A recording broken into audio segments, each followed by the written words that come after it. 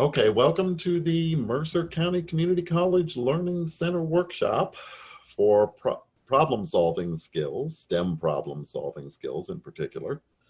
Uh, we put this workshop together to give you an expanded version of the little 2-minute lecture I've given to students during tutoring sessions.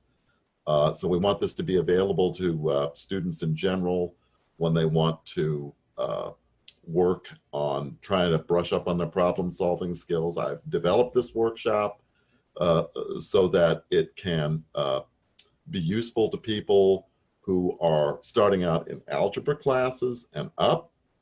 So it should be something that most people can make use of who are involved in mathematics or physics or engineering. And these problem solving skills are general problem solving skills. They're not something that's targeted just towards those subjects. I'm sure that you can find these useful not only in various academic subjects, but in everyday life as well. And I certainly have.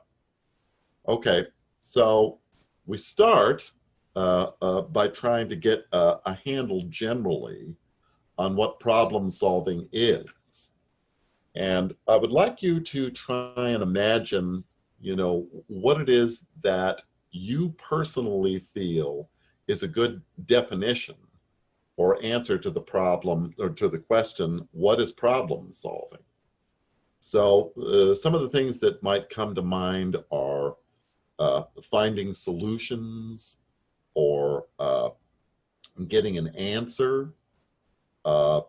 Other people might go a little deeper into the subject matter of problem solving and think to themselves about, researching something or gathering information.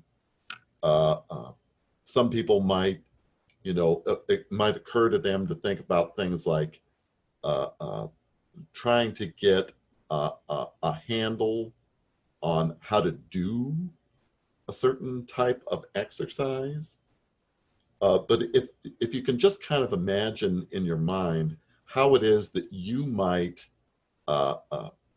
define this process and just, take a few moments and write down on a piece of paper what you feel is a problem solving. Now, there are certain textbooks, by the way, while you're thinking about all of this, that at the beginning of the textbook, they have a general discussion, like in a physics book, about how you go about solving problems. One of the things that I've noticed is that when I sit down and look at those, I do get a sense that what it is I'm about to introduce to you does fit in fairly well with what it is they're writing about in these textbooks. Okay, so if you've taken a few moments, you might even want to turn off the video for a minute and write this stuff down. And now we'll go to the next step, which is to present what it is that I have developed over years of teaching and thinking about this as a condensed set of ideas for what problem solving is. So this is a handout that I've given to students that I've tutored. And basically, what it amounts to is, I think in general, the problem solving process can be reduced down to 4 steps: analysis, argument, feedback, and iterate. So without illustrating this with a specific example, I'll try and discuss this in general now. Analysis is something that I got an introduction to how it is that you can define this in the context of solving technical problems when I was at Pratt & Whitney. John Lewis had a class in psychoanalysis there. And he pointed out to us that the dictionary defines analysis as breaking something down into its constituent pieces. So if you will, think about reading a problem statement. A word problem in algebra typically is where you start this kind of thing.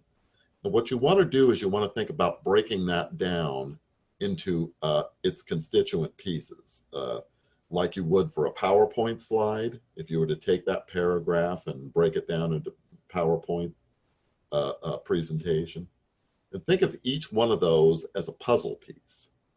Now you put those puzzle pieces on the table, okay, and you look at that and you say, well, okay, that's good, but there's something missing.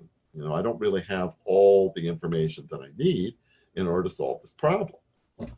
So what is it that I need to fill in the blanks? Well, typically what I tell students is think about what you read in your textbook, what it is that you heard in your lectures or past courses. Go through all that in your mind and pull more relevant pieces of information from that and put those on the table. So now you have the original problem statement broken down, and then you have some other pieces of information. Now, what you can start to do, and now we're into step 2, argument, is you can start to think about how it is that you would arrange those pieces together to go from the initial statement to the solution. That's the argument.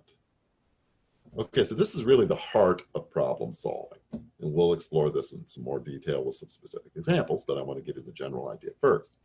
So now, of course, you ask yourself, oh, I've got a solution.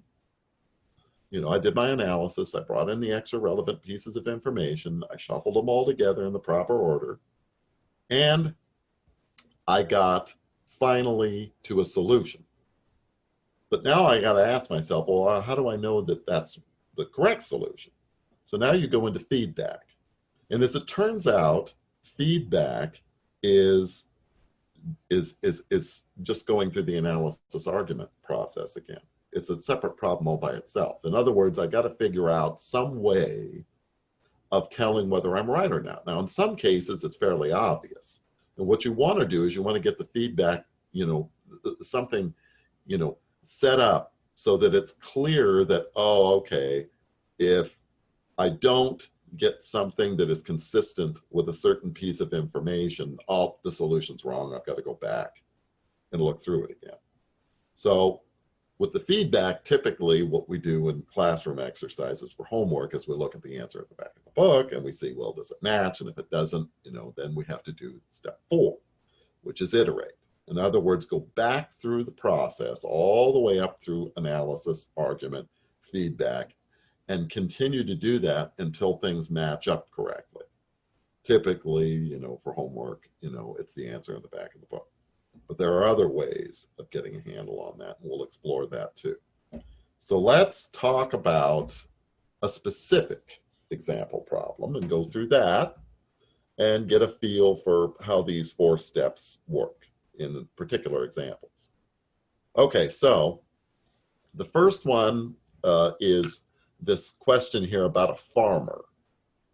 So suppose, I thought about this question for a while and I thought to myself, basically what's really going on here, I suppose, is that the farmer is trying to carve out a piece of his property so he can put a grain elevator in, a silo or something of that nature. So a farmer wants to double the area of a circular field of 250 square feet. What would the diameter of this new field be? Okay, so one of the things that you can look at here with regard to problem solving that I think is really important and relevant is you want to look at the English here in which the problem is being laid out and do a little bit of analysis on that. And the first thing to recognize is that these chunks of information are coming in sentences. So typically what you do is you go through a sentence at a time and you try and say, okay, let me try and get a handle on what that sentence means. And then lay all that information out. This is part of the analysis process, breaking something down into its constituent parts. Well, for this particular case, what's jumping out at me right away is all this geometry. So that's something I can key off of in terms of my analysis.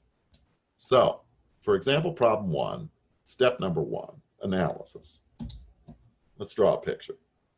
It's all about geometry here. So that lends itself to trying to get oriented in terms of what it is that's going on here by drawing a picture. So here's the field. You know, the inner white portion is this initial field, and then it expands out into the larger field. So here's the radius for the inner field that you started with, and then you go to the radius for the outer field. Okay, but that's really not enough information. That's pretty much what's being described. But what you want to do now as part of the analysis is you want to pull more relevant pieces of information into the discussion. Okay, so you go back through what you know about geometry, and you recognize, first of all, that you've got, you know, the area of a circle, because the problem concerned itself with areas. You want to double the areas. The area of a circle is pi r squared. Well, that's an additional piece of information that we've pulled from our knowledge of geometry. And then another piece of information is to specifically ask for diameter. What would the diameter of this new field be? Okay, well, the diameter is twice the radius. So now you've got the original pieces of information that you pulled together, and then you pulled in some more information. So now what you need to do, that you've got all the pieces on the table that you think that you need, and like I say, this is just the first attempt. So we may have to iterate on this, but let's go to the argument. Let's try and put everything together so that we go from the initial idea to the solution, which is a number in this case. So the first thing we want to do is we want to recognize, well, what was it that he said that he wanted? He wanted an area that was twice the initial area. So A2 is twice the initial area. Well, that's 2 times 250, which is 500. But that's equal to, as we said with the additional piece of information that we had, that it's equal to pi r squared. Well, R2 in this case.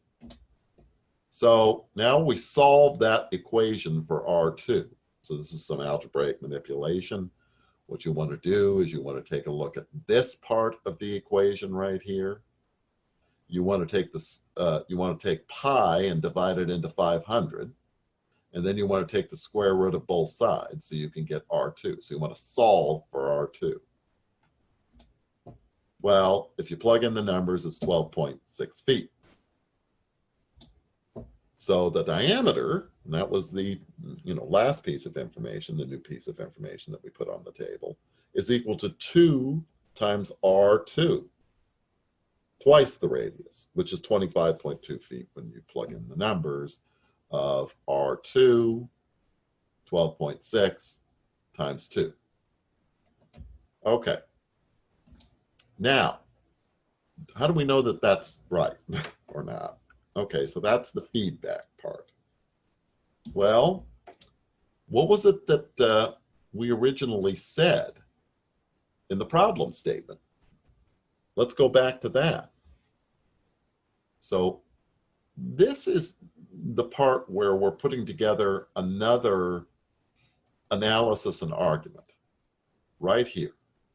To get the feedback, we're saying, well, the area that we were seeking, A2, should be twice the area of A1. So the ratio of those is 2. So that right there is the argument for what our criteria is going to be to determine whether or not we got the right solution or not. So we plug in these formulas. A2 is pi r2 squared. A1 is pi r1 squared. And then we divide out the pi's, and we take the 2 power of the exponent to the outside. So this is more algebraic manipulation and using your power laws. And then we say that R2 over R1 squared has got to be equal to 2. So therefore, if I take the square root of both sides, because this is 2 equal to this, which is equal to this. So it's 2 is equal to R2 over R1 squared. So if I take the square root of both sides, I get the square root of 2 is equal to R2 over R1. So if I plug in the numbers, well, what was I given finally for my solution for R2? It was 12.6. And the square root of 2 is 1.41 to 2 decimal places, more or less. And then R1, well, that was the original radius. Well, we go back to that formula of area equals pi r squared. And instead of 500, we're going to put in 250 because that was the original area. Divide by pi, take the square root, and get R1. And that's equal to 8.9. So the idea then is, if I stick this R1 in here, do I get 1.41? I should, if I'm right. So this is analogous now to going back and looking up the answer in the back of the book. Well, let's plug it in and see what happens. Plug R1 into the above ratio and see if we get 1.41. Well, 12.6 divided by that 8.9, which is R1, is equal to, when I round it up, 1.42. All right, that's close enough. If we'd have gotten 5 or something, all right, well, that's disappointing. So we go to the iterate. If the number above did not work out, if we'd have gotten 5 or something like that, we must redo the analysis and argument looking for errors. So that's the complete problem-solving process in a basic geometrical example. So let's look at something where we begin to see how those 4 steps can interact with one another and lead to things that are a little bit more complicated. And this is important because it's important to kind of to understand how it is you're going about problem solving. When you're going through a problem and you're starting to get frustrated because you're not getting the right answer, and you think, well, I just can't do this, it helps to understand how it is that you went through the problem so that you can sit down and you can say, oh, here's where I got lost, or here's where something went wrong, instead of just saying, well, I didn't get the right answer and that's the end of it. So let's take a look at another problem that's a little bit more complicated. And this is the problem you may recognize if you've done any tutoring sessions with me that I use in my little 2-minute problem solving lecture. But this is the expanded version of it. So a concert charges $10 for adult tickets and lets children in for half price.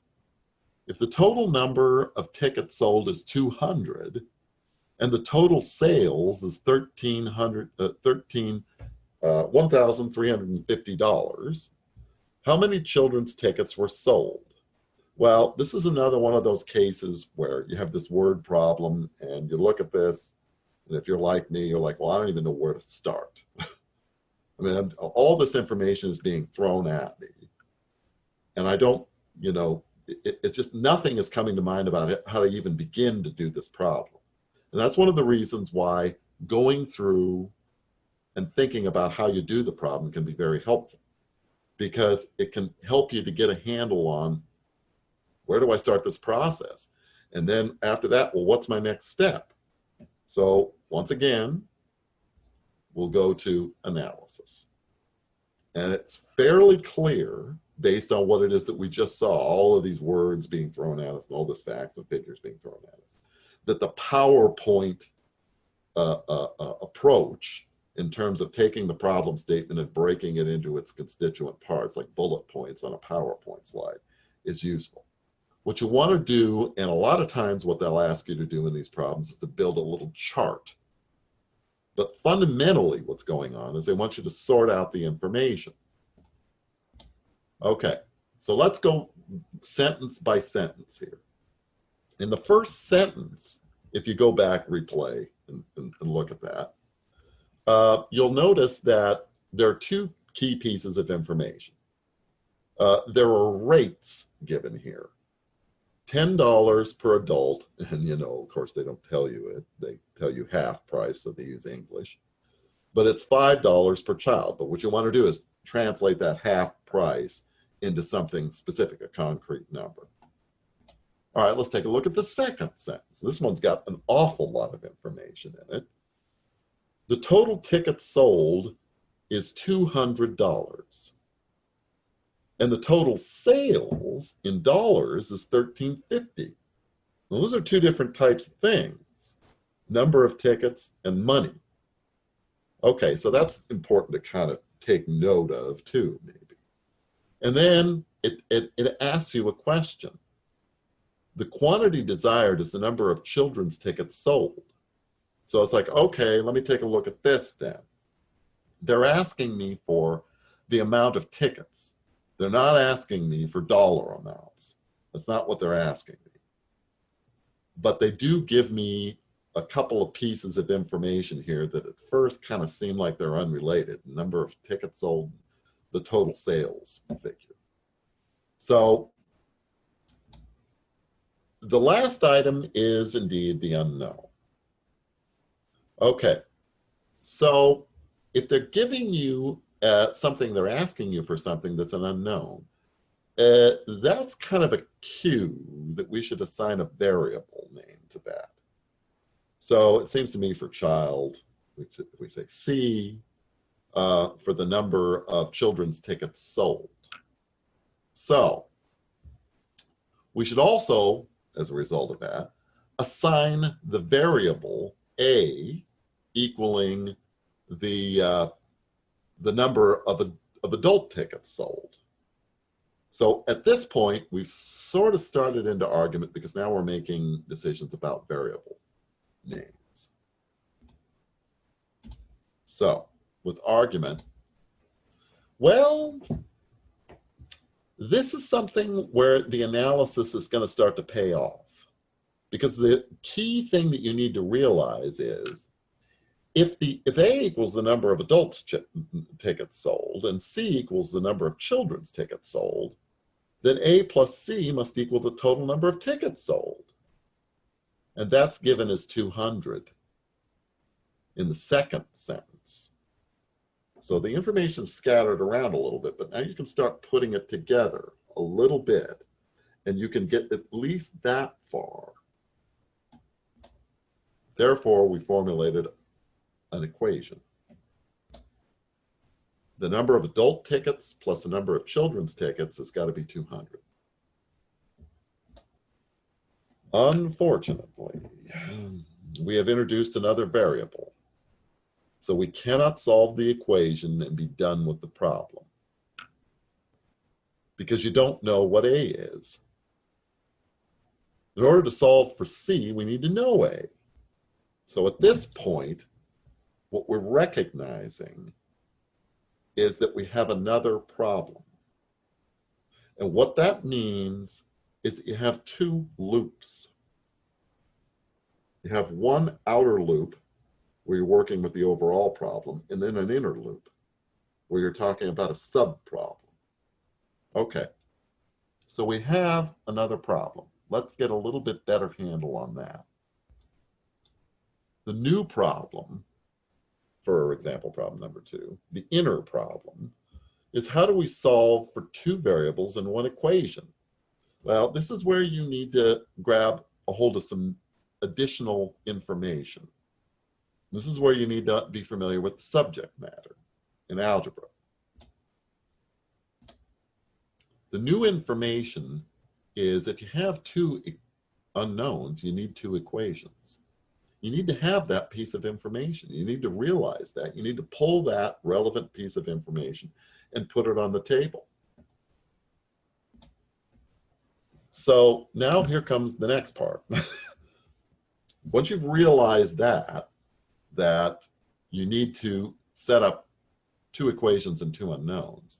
Now the next thing is, what other information do we have to set up another equation in the unknowns A and C? Well, so far all we've been talking about is the number of tickets sold.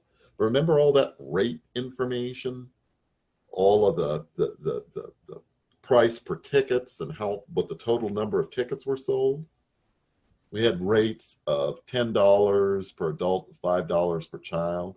And at first that may have seemed kind of annoying that they're giving you all this extra information, but that's kind of a tip-off that, okay, I might be able to put that together to define some more mathematics that will lead me towards the answer.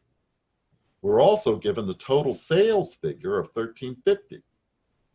How can we use this information to build a second equation, because that's what we want, two equations and two unknowns, involving A and C, okay?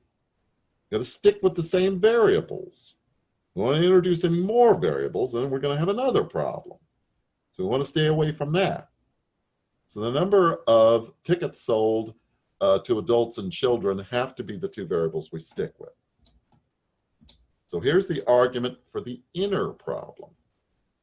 Can't we calculate the total sales from each group now? We've got the rates. Can't we use those and the number of tickets sold to calculate how much we're getting from selling children's tickets and how much we're getting from selling adults' tickets? For adults, $10 per adult times A, the number of adults, sticking with the same variable, that's the money from the adult sales. And then for the children's tickets, $5 per child times C, still the same variable we're sticking with, the number of children's tickets sold, we can get the money from the children's sales. And if we add these together, it gives us the total sales. Therefore, we have another equation in our two original unknowns. The number of adult tickets times the rate plus the number of children's tickets times the rate should add up to the total sales, which is $13.50. Okay, so now we got two equations and we got two unknowns. So we've solved the second problem. Okay, now here's a technical point. Since we've got this inner loop inside this outer loop, once we solve the outer loop and we get the number for how many children's tickets were sold, then depending upon whether or not that's got a problem with it, then we're going to have to take into account that we might have made a mistake in the inner loop. So it's a little bit more complicated, but still we're using the 4 steps. So let's take a look at the outer loop now that we've solved the problem for the inner loop. Solve the simultaneous system of equations. That's what we ended up with. This was when we started into the argument for the first problem, the outer loop. And then when we got jammed up and we said, well, we got too many, unknowns. We can't solve one equation for two unknowns. We came up with this solution to that problem. And by taking both of these two together, then we can put together an argument for solving two equations in two unknowns. So this is one of the methods that you use. You can use back substitution, and then there are more exotic methods that you can use, which basically amount to the same thing in linear algebra, but this is the easiest way of doing this, I think. So pick a method, any method, but what you've seen, I imagine, if you take an algebra, is you can multiply an equation by 10. So you multiply the first equation by some number, 10 in this case, and you get 10a plus 10c is equal to 2,000. and then you leave the second equation alone. And the whole idea is so that when you subtract the second equation, because this is the same as this, and this is the same as this, so you can subtract this from that, and that's the same as subtracting this from that. So you subtract the second equation from the first, and then look what happens, the a's disappear. And all you get is 5c minus 10c, or 5c subtracted from 10c. And you get 5c is equal to 650. So now you've got one equation and one unknown. And then you can divide through by 5. C is equal to 650 divided by 5, which is 130. So now it looks like it's 130. That's the answer. But that's what we're looking for, C. We don't really care what A is. We were asked for C. Okay. So, well, we got that number for the number of children's tickets sold, which is 130.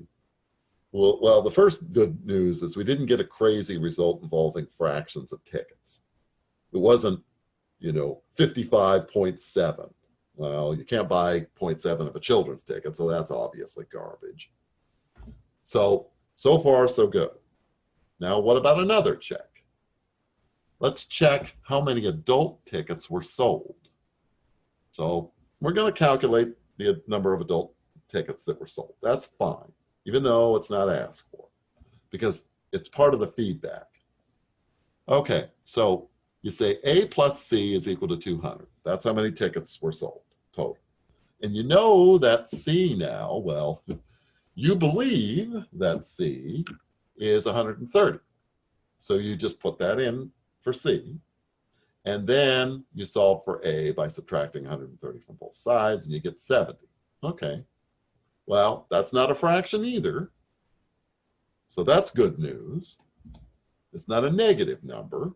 So that's a good news. That's more good news. And here's another little piece. Less adults than children. Well, yeah, you can have families where there are more children than adults. So that sounds like that could be reasonable. So we've gone through a few sanity checks already, and it looks pretty good. But now let's try and cinch things down even tighter. Does the total sales add up?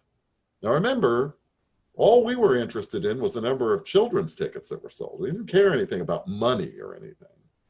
That's all over. Okay. We've used that information to get two equations and two unknowns so that we can get back to what we want. But now we can use the money information for something else. We can use it to get a handle on whether or not we got the right answer. So if you plug in the information, we came up with 130 for C, for the number of children's tickets sold, $5 per child. So that's the total sales for children. And then we've got 70 for the number of adults. And we multiply that by $10 per adult to get the total adult sales. And we add them to get, and here's what they come out to, 650 for the children sales. That should sound familiar. That's what we ended up with when we had that one equation. And then 7 times 10, that's 700 for the total adult sales. And we add them together, and yes, we do get 1350, which is what they gave us. So now we've got a really good handle on things because we've got like 3 sanity checks. And then we've also got, a real concrete number, which is what we should have had, that has nothing directly to do with what we were asked, but it's a way of checking the number. Now, that's the sort of thing, even if you get something wrong on an exam, that a professor will say, okay, they looked and they got the right number. Maybe they made a mistake somewhere in the mathematics, but at least they sat down and they asked themselves some questions and said, okay, let me make sure things add up. So I think that in general, it certainly would be with me if I was teaching a course, that the professor would probably say, okay, I'm not going to totally, take a lot of points off of a problem if they just made a little mistake, but they were very, very careful in sitting down and making sure, why it was that everything seemed to make sense to them. Okay. So iterate, the last step after feedback. And this is what I was talking about before. If there is a problem with this last calculation or numbers, then both the second inner problem, where we got the second equation, and the overall problem analysis and argument must be redone looking for errors. Okay.